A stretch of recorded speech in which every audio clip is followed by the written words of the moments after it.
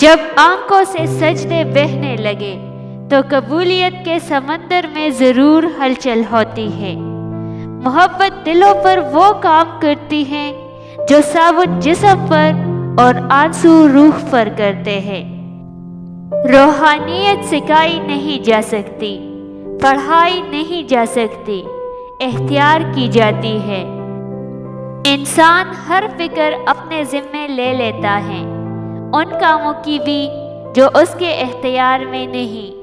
اپنی ہر طلب اللہ سے مانگو اور قبولیت کا مکمل یقین رکھو۔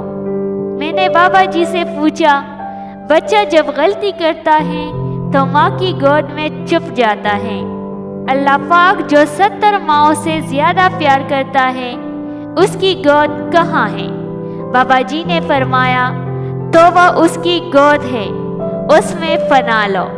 انسان بڑی دلچسپ مخلوق ہے، یہ جانور کو مصیبت میں دیکھ کر برداشت نہیں کر سکتا، لیکن انسان کو مصیبت میں دیکھ کر خوش ہو جاتا ہے۔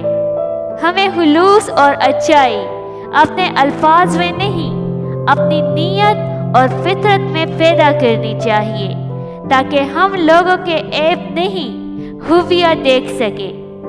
جب آپ اپنی خوشیوں کا گلا گھونٹ کر پریشان حالوں کی مدد کرتے ہیں تو خوشی خود بخود آپ کی طرف سفر کرتی ہے۔